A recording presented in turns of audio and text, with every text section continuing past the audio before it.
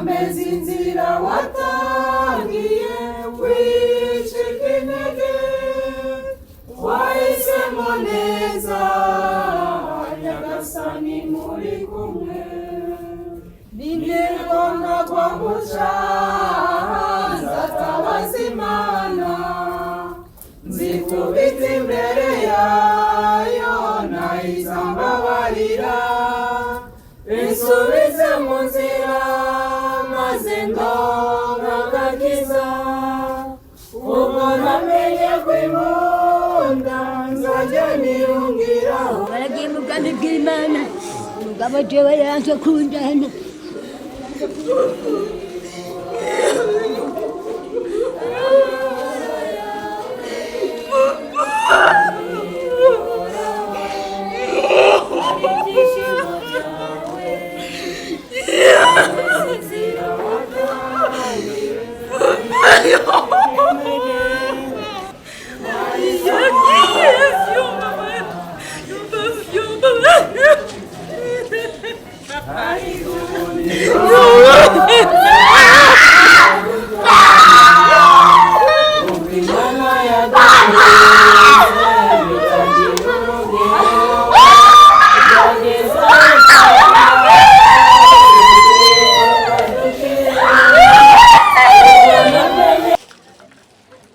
Fise byinshi papa jewe no muvuga ko yari umuntu akunda guhora aryohewe papa yashavura gake kandi ku bantu batuzi natwebwe abana biwe abenshi tuba dufise umunezero kenshi nyene dushavura gake niyo twogira ibibazo bimenya twebwe nyene biragoye ko wamenya ibibazo byacu tutabikubwiye papa niko utari hano ariko abantu benshi cyane bamerekeje kuza kuguherekeza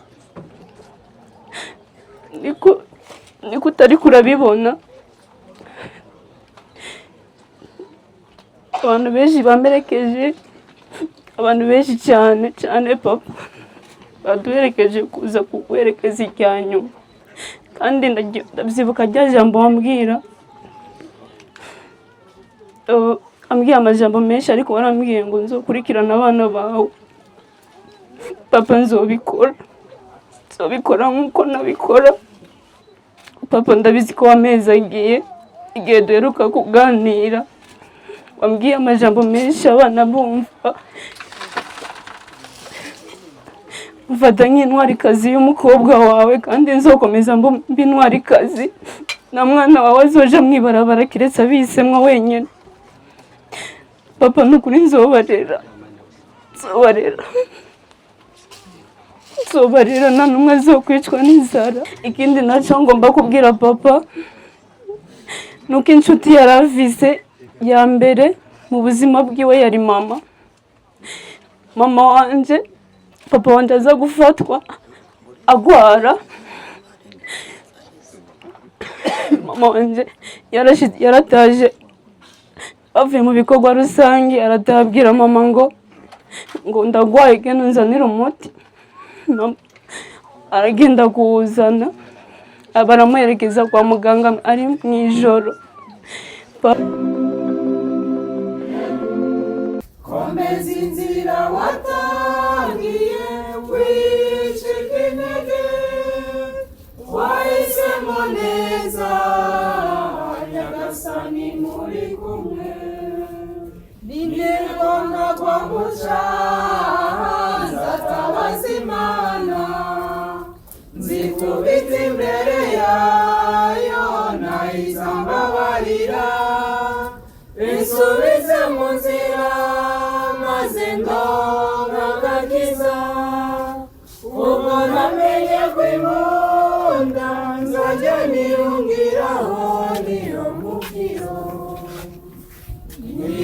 nibuhoraho ari amahoro yawe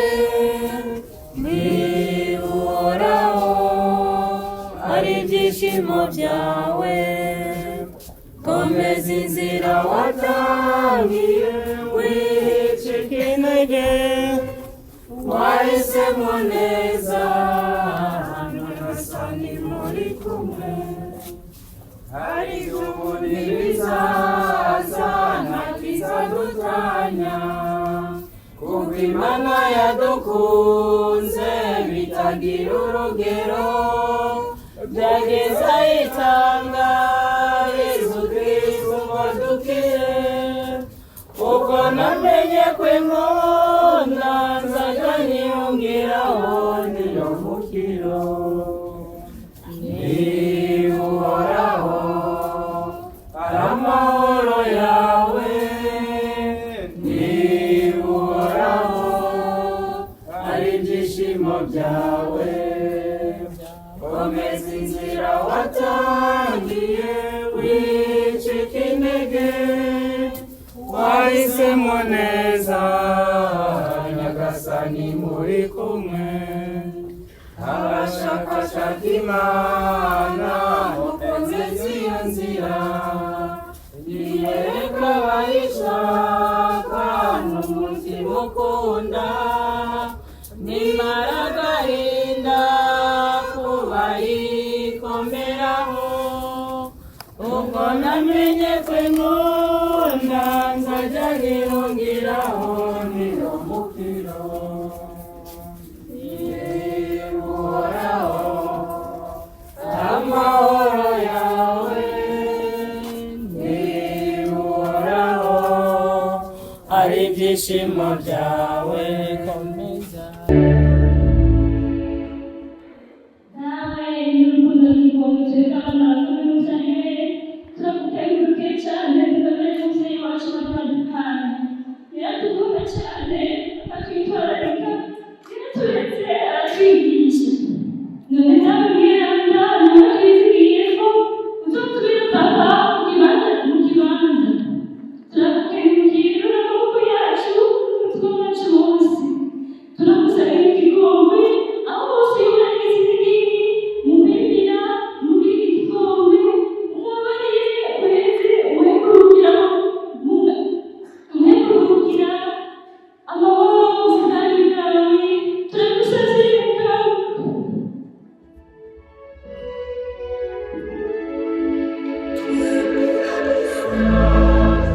Komeza inzira watangiye wicika intege, wahisemo neza Nyagasani muri kumwe. Nibyironga kwa gucaha nzatabaza Imana, nzikubita imbere yayo ntayizambabarira, insubize mu nzira maze ndonka agakiza. Ubwo namenye ko inkunda nzajya niyongeraho niyo mukiro.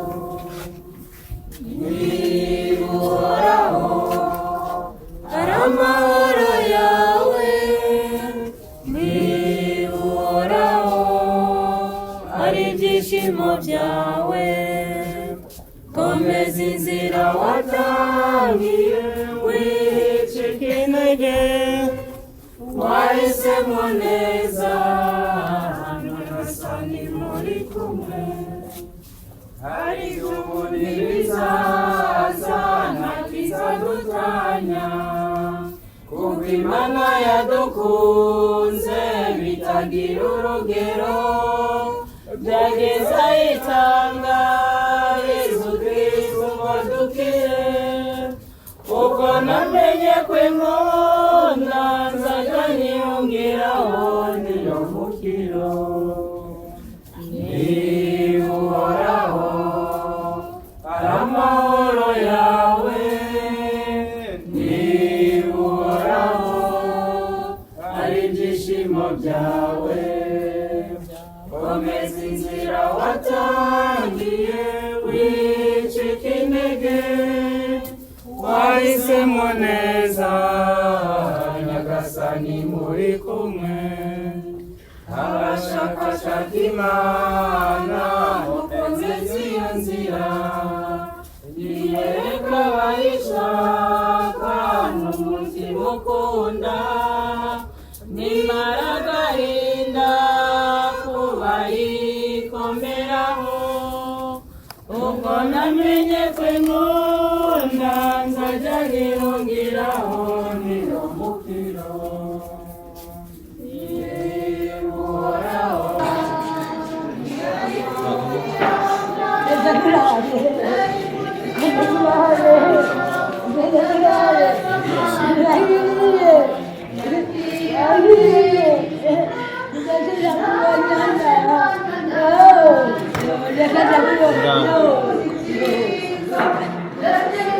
Naje ubundi byagiye yani naje imana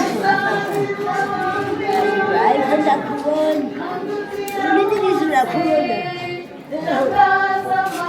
ntore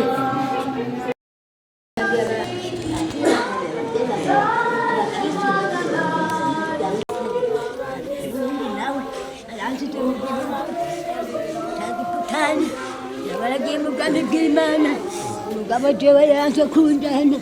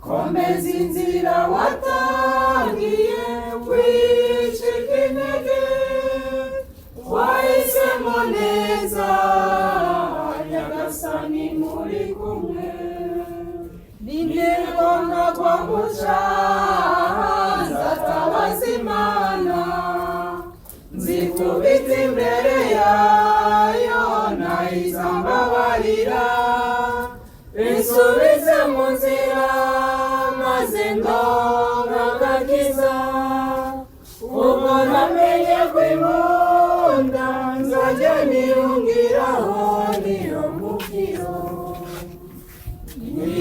nibuhoraho ari amahoro yawe nibuhoraho ari ibyishimo byawe komeza inzira watangiye wicika intege wahisemo neza nyagasani muri kumwe ariko ubundi bizaza nta kizadutanya kuko imana yadukunze bitagira urugero byageza itanga uko namenye kw'inkunda nzajya niyongeraho niyo mukiro nibuhoraho ari amahoro yawe nibuhoraho ari ibyishimo byawe komeza inzira watangiye wicika intege wahisemo neza nyagasani muri kumwe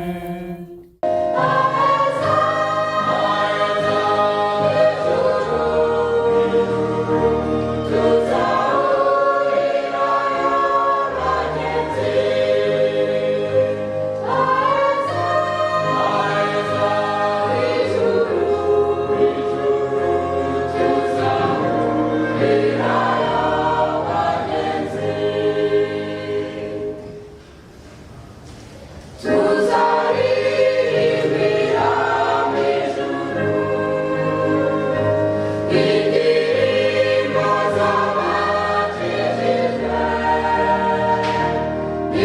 umuvukanyi Iberiyo Kamunyamusa. Twaragendanye kandi wagendanye n'abantu atari bake, turakuzi icyo wakunda n'icyo wanka byaraboneka, kandi n'ubu tukwemere ko tugumanye nawe, tuje kuguherekeza kuko wari umuvukanyi, wari umuntu ukundana, ukunda abandi, kandi warabitwereka mu mvugo no mu ngiro yawe. Ubu rero ntidutandukanye, uzokwamana natwe. Rimwe twahora tuyaga, ka gatabi twahora dusangira, ka gacupa twahora dusangira, nivyo bizokwama bidufasha gukomeza ubumwe budacika. None rero Mukama Yezu, niwe tweza kwa maso muri iki gihe, turazi ko uri uwacu tukaba bawe. Nuze n'ubu dusangira umubabaro, uheze uturemeshe nk'uko waremesheje abo mwagendanye ukiri ku isi. Turazi ko umutima uremesha umuntu mu gihe cy'urupfu ari wewe utanga.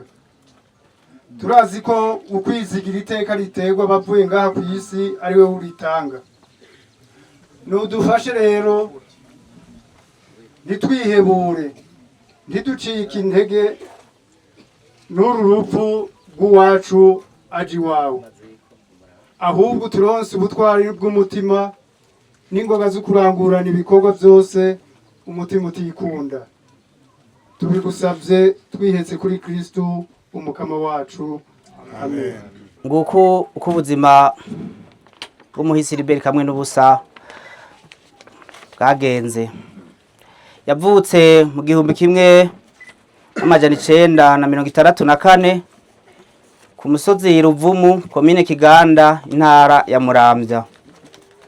Yize amashure mato mato kuri Kiganda ya mbere.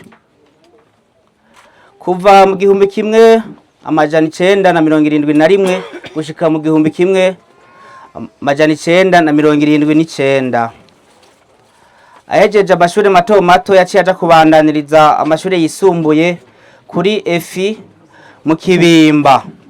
Aho hari kuva mu 1979 gushika 1987, aho mu Kibimba yaronkeye impamyabushobozi y'ukwigisha bita DCC. Kuva mu 1988 gushika mu 1995 yarakoreye mu ntara yahoze yitwa Ngozi kuri EP Kigufi, aho yaranguye imirimo yo kwigisha. Mu 1995 gushika 1997 yararose mutation aza gukorera kuri EP Rubumba, École Primaire de Rubumba. Inyuma yaho yabandanirije uwo mwuga wo kwigisha kuri École Primaire Kivyeyi, aho naho hari mu 1997 gushika mu 1999. 1999 gushika mu 2005 yari umwigisha murezi kuri École Primaire Matyazo.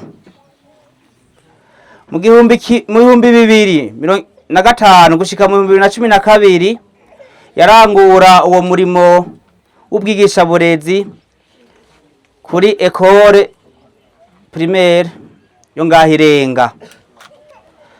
Kuva mu 2012 gushika yitabe Imana yarangurira imirimo kuri Ecofo Rubumba.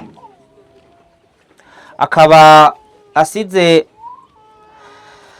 abana 9 hamwe n'abuzukuru 3 n'umufasha wiwe. Ico twari tumuzi ko yari umuntu w'umunyamwete,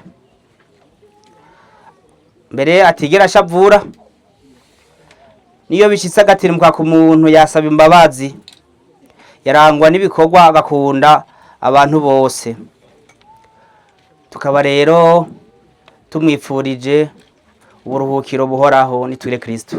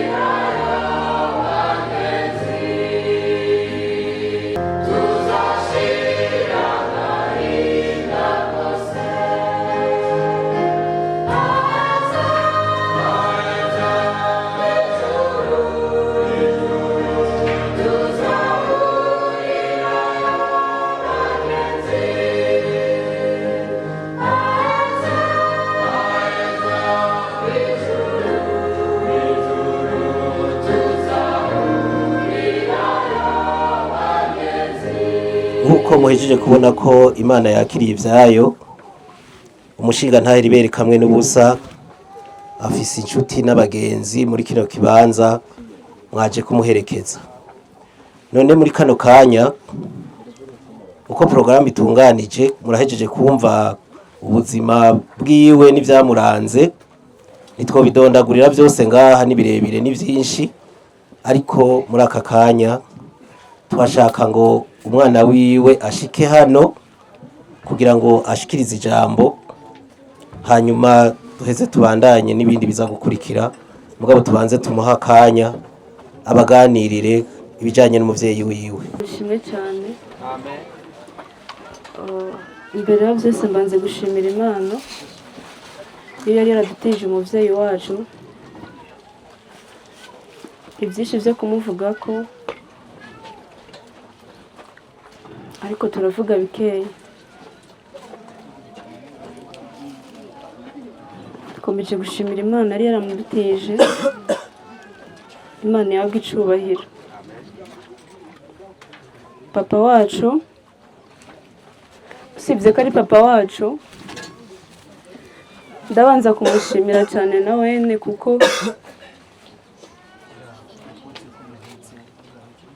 imbere yuko aturera yarereye igihugu. Papa yigishije abana benshi, ndabizi neza hano harimo barahari. Nanje ubwanje uretse ko ari papa yaranyigishije ni mwarimu wanje. Papa wanje ndabyibuka abanyeshuri baramukunda cyane. Yamamaye ku izina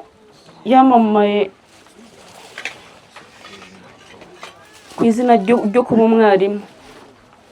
Yakunda yigishije kenshi mu mwaka wa 6.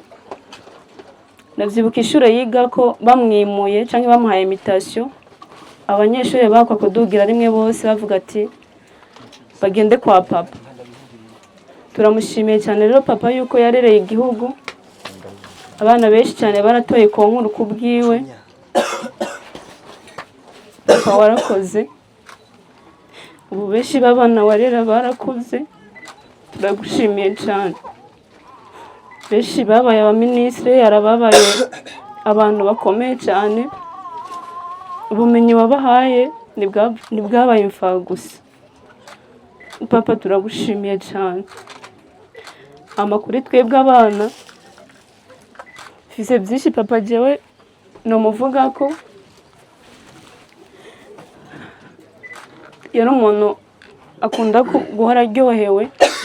Papa yashavura gake kandi ku bantu batuzi natwebwe abana biwe abenshi tuba dufise umunezero kenshi nyine dushavura gake. Niyo twogira ibibazo bimenya twebwe nyine biragoye ko wamenya ibibazo byacu tutabikubwiye. Ikindi nigiye kuri papa nuko papa wanje yabana neza n'abantu. Papa wanje yabana neza n'abantu cyane kubera ko umuntu ahora anezerewe abantu baramukunda. Burya umuntu akunda guhora ashavuye agira abagenzi bake. Ikintu cyo kubana neza n'abantu papa narakikwigiye ko kandi naragitwaye. Ndamya neza nanje yuko iryo ragi naritwaye. Papa niko utari hano ariko abantu benshi cyane bamerekeje kuza kuguherekeza. Niko utari kurabibona. Abantu benshi bamerekeje, abantu benshi cyane papa baduherekeje kuza kuguherekeza ijyanyu. Barakoze kudutoza umurage mwiza tuzokurikiza kandi jewe waramfashije. Narose inshuti nyinshi cyane simbera umuryango kandi ndabyibuka rya jambo wambwira.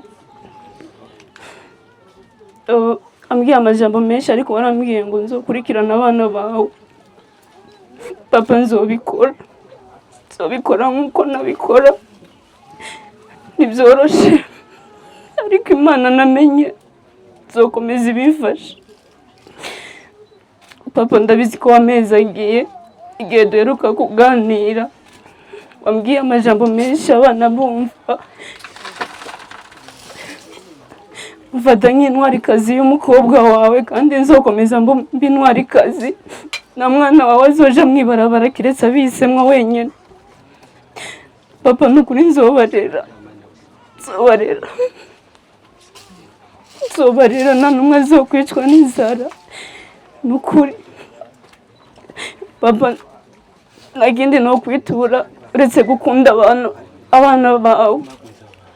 Ikindi nacyo ngomba kubwira papa nuko inshuti yaravise ya mbere mu buzima bwiwe yari mama wanje. Papa wanje aza gufatwa agwara. Mama wanje yarataje avuye mu bikorwa rusange aratabwira mama ngo ndagwaye genda nzanira umuti. Aragenda kuwuzana baramuherekeza kwa muganga ari mu ijoro. Papa mama wanje yarakugumye ko kugeza ku mwuka wanyu. Niyo nshuti ufise kandi inshuti yawe nayo nzoyibungabunga. Uhumure kandi utekane. Uzozima izina ryawe ntirizokwibagirana. Nukuri warahezagiwe kuko waratuvyaye.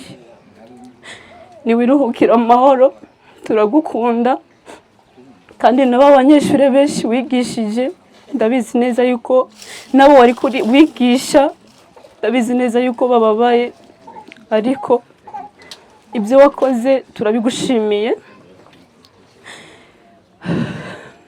Icyo nabwira mwese mukoraniye hano ndabashimiye cyane ko mwaje kudufata mu mugongo. Imana wo mu ijuru ibahe umugisha kandi muhumure. Nubwo dufise agahinda kenshi ko umubyeyi wacu aduvuyemo, buri mwana wese aba afise indoto zo kuvuga ngo ningera kuri ibi n'ibi ababyeyi banje nzobakorera ibi n'ibi n'ibi.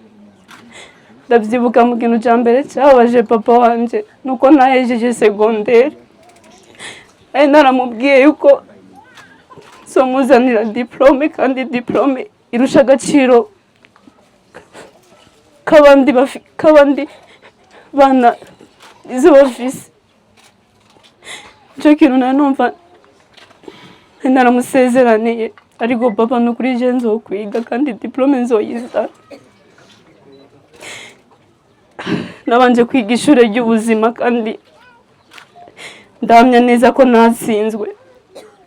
Imana yanjye yabanye nanjye, ni nayo mpamvu mu gutsinda kwanje havuyemo imbuto zo kurera urubyaro rwawe. Papa,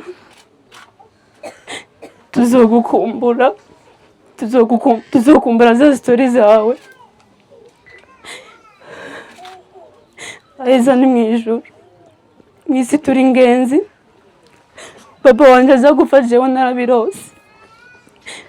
Ijoro nyene apfa niryo joro nyene narose papa wanjye yapfuye, ntanazi kanagwaye.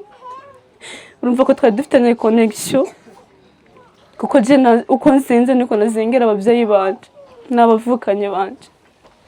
Rero kubona umunsi ariko aranigana n'urupfu nanje no muzi ariko ndabona ko ariko arapfa nabizi. Umuntu yaje kumbikira ko papa wanje yapfuye, nije natangiye kumubwira ko narenda rota papa wanje yapfuye. Papa ari impamvu y'ibyo byose.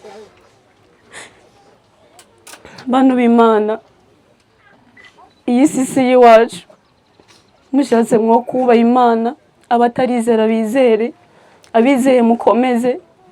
Ndabizi neza ko hari ibintu byinshi cyane biza kuduca intege, cyane cyane imibabaro n'ibindi, ubupfubyi n'ibindi bibazo byinshi, kubura ibyo kurya, kubura ibyo kwambara, bigatuma wumva wova ku Mana.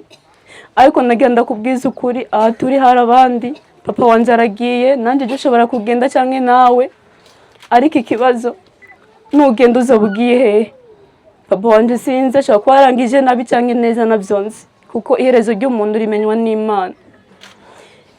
Wewe ukiri ku isi ugihumeka umwuka w'abazima, wisuzume neza, usuzume iminsi yawe kubaho, usuzume ukuri kurabaho, kugira ngo uzorangize neza.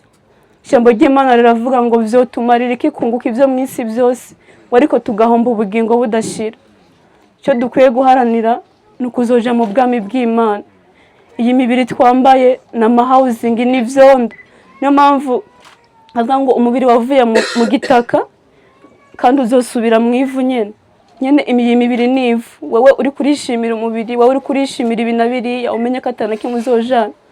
Papa wanjye niba ari ubutunzi yaravize, nta na kimwe bamuhambanye, nta na kimwe. Agiye uko yaje. Rero je nawe dusigaye twisuzume. Niba ari ibyaha uri kurakora ubireke, ugarukira Imana,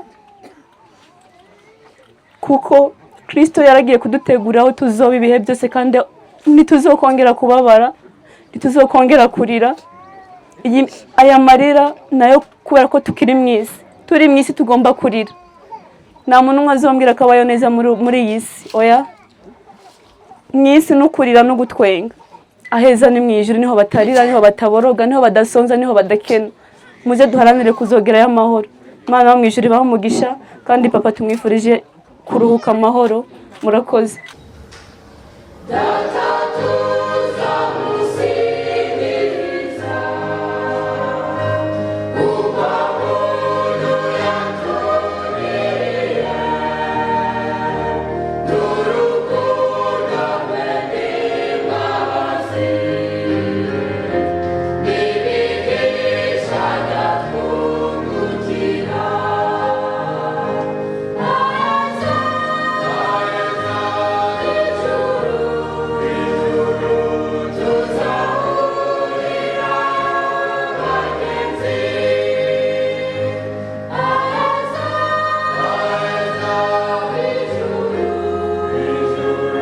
Arakurikira ishogwe rya Fikofiko rishike hano.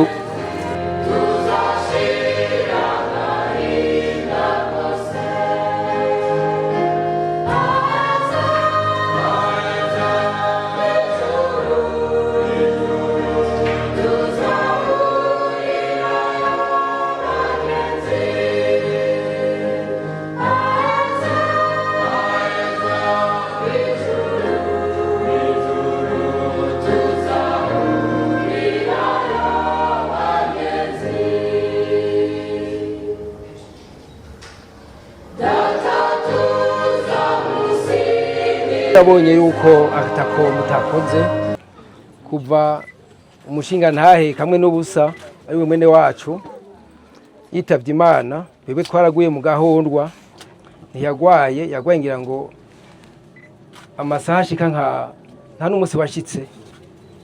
Ahanini iyo ifizi icumiswe ntiboroga. Ikindi naco aho ndi jewe nk'ubu umva umenga si jewe, ariko byinshi babimvugiye. Aha turahejeje tuje kumuherekeza, byinshi urabona yuko guhera mu gitondo gushika n'ubu murabona yuko umwanya ari muremure. Murabona ko mwagerageje kubanguka, simbe nka kumwe kwa Samandari bamubaza bati mbega Samanda kutwaye umuntu wenyine byagenze gute, atwari ku muntu haza n'uyu. Ibambe nyango murabona yuko yajiwe ahekejwe n'inshuti n'abagenzi. Murabona yuko mwamukunda mwese. Jewe nanje hanini byinshi ndaza kubishikiriza. Murabona yuko umwanya ari muremure. Yego nashimye kuva benshi bacumba kamo ngira ngo umwe wese yaraterereye icyo afise.